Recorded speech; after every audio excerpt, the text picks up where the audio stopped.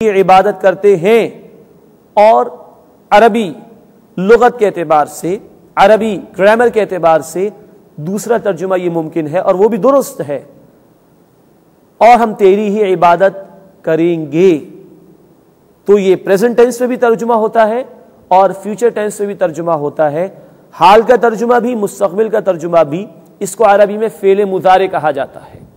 تو ایاک نعبد، ہم تیری ہی عبادت کرتے ہیں اور کریں گے، وَإِيَّاكَ نَسْتَعِينُ، اور تجھ ہی سے مدد مانگتے ہیں اور مانگیں گے۔ یہ دونوں تراجم درست ہیں اور اپنی اپنی جگہ دونوں کی اہمیت ہے۔ جیسے کہ عرض کیا گیا تھا، پہلی 3 آیات خالص اللہ کے لیے، توحید کا ذکر بھی اس میں آ گیا، آخرت کا بیان بھی اس میں آ گیا۔ چوتھی آیت اللہ اور بندے کے درمیان مشترک ہے، آدھا حصہ اللہ کے لیے ہے۔ ایاک نعبد، ہم تیری ہی عبادت کرتے ہیں اور کریں گے۔ یہ عبادت اللہ کا حق ہے، یہ اللہ سے متعلق ہے۔ پہلی آیت ہم نے پڑھی تھی، الحمدللہ رب العالمین، تمام شکر تمام تعریف اللہ کے لیے ہے جو تمام جہان والوں کا رب ہے۔ شکر، اس کا احساس اول دل میں پیدا ہوتا ہے، اور جب اس کا اظہار عمل سے ہو تو یہ عبادت ہے۔ جس کو رب مانا، جس کے شکر کا احساس دل میں پیدا ہوا، اب جھکو اس کے سامنے، یہ جذبہ شکر اب عبادت کی شکل اختیار کر گیا۔ آیت نمبر 4، ایاک نعبد، ہم تیری ہی عبادت کرتے ہیں اور کریں گے۔ عبادت، یہ لفظ عبد سے بنا ہے۔ عبد کے معنی ہوتے غلام، سلیو، ناٹ امپلائی، ملازم نہیں، سلیو، غلام۔ اور ہم جانتے ہیں دور نبوی صلی اللہ علیہ وسلم کے واقعات کو پڑھتے ہوئے یا رومن امپائر کے زمانے کی ہسٹری کو پڑھتے ہوئے کہ غلام 24 گھنٹے کا غلام ہوا کرتا تھا، غلام کی اپنی کوئی مرضی نہیں ہوا کرتی تھی، مالک جو کہے غلام کو وہی کرنا ہوتا تھا، مالک جس بات سے منع کر دے غلام کو رک جانا ہوتا تھا۔ یہ ہے غلامی، یہ ہے عبد، اور عبد سے لفظ بنا ہے عبادت کا۔ تو اللہ نے اپنی عبادت کے لیے پیدا کیا جس میں غلامی کا کانسیپٹ اور عنصر شامل ہے، لیکن غلام مجبوری کے طور پر غلام ہوا کرتا تھا۔ اگر کسی غلام کو فرار ہونے کا موقع مل جائے تو کبھی رکے گا نہیں۔ چنانچہ جب اللہ نے لفظ استعمال کیا ہے تو محض غلامی کے معنی میں نہیں، بلکہ اللہ نے اپنی اطاعت کا مطالبہ کیا ہے محبت کے جذبے کے ساتھ۔ چنانچہ عبادت نام ہے محبت کے جذبے کے ساتھ اللہ کی اطاعت کرنے کا، محبت کے ساتھ اللہ کی فرما برداری کرنے کا۔ محبت کیوں؟ الحمدللہ رب العالمین، تمام شکر و تعریف اللہ کے لیے ہے۔ یہ کروڑا کروڑ نعمتیں اللہ نے مجھے عطا فرمائی، یہ کائنات اللہ نے میرے لیے سجائی ہے۔ میں کچھ ہوں تو اللہ کے حکم سے ہوں، میرے پاس کچھ ہے تو وہ اللہ کی عطا ہے۔ اس شکر کا احساس دل میں ہو، اس کے نتیجے میں محبت رب کائنات کے لیے، اور اس کا اظہار عمل سے، اطاعت کے ذریعے سے۔ تو محبت کے ساتھ اطاعت یہ عبادت ہے جس کا اللہ رب العزت نے ہم سے مطالبہ کیا ہے۔ اب یہ بات بھی سمجھنا ضروری ہے کہ جیسے غلام 24 گھنٹے کا غلام ہوا کرتا تھا، ایسے ہمیں بھی 24 گھنٹے اللہ کی اطاعت کرنی ہے محبت کے جذبے کے ساتھ۔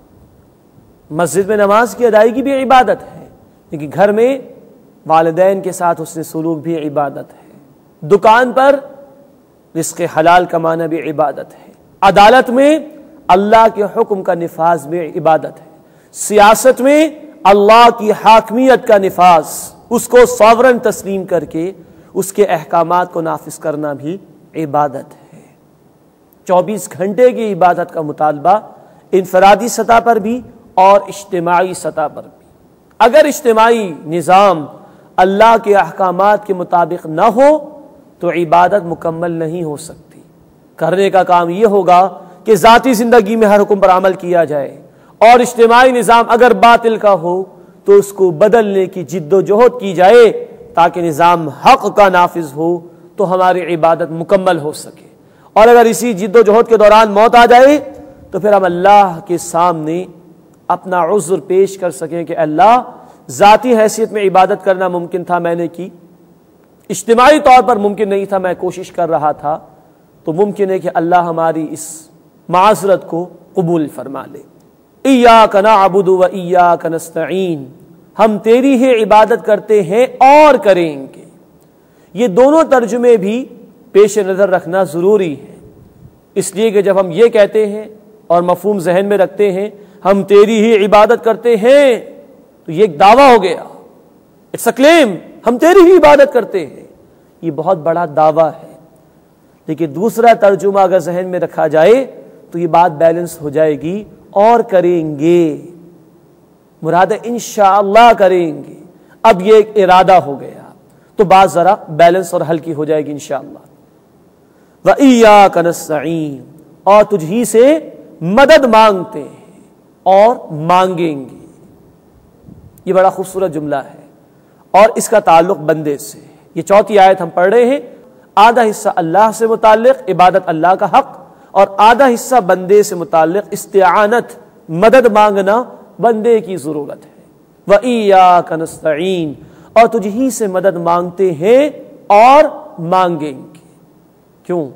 اے اللہ تیری توفیق کے بغیر تیری عبادت ممکن نہیں ہے، تیرے فضل کے بغیر، تیری رحمت کے بغیر، تیری عنایت کے بغیر ہم تیری عبادت نہیں کر سکتے، تو تو ہمیں توفیق عطا فرما کہ ہم تیرے عبادت گزار بندے بن جائیں، اس کے بغیر اللہ ہمارے لیے ممکن نہیں۔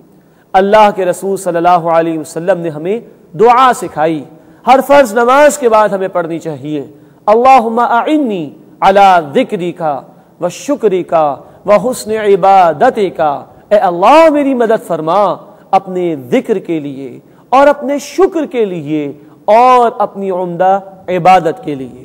ایاک نعبد و ایاک نستعین، ہم تیری ہی عبادت کرتے ہیں اور کریں گے، اور تجھ ہی سے مدد مانگتے ہیں اور مانگیں گے۔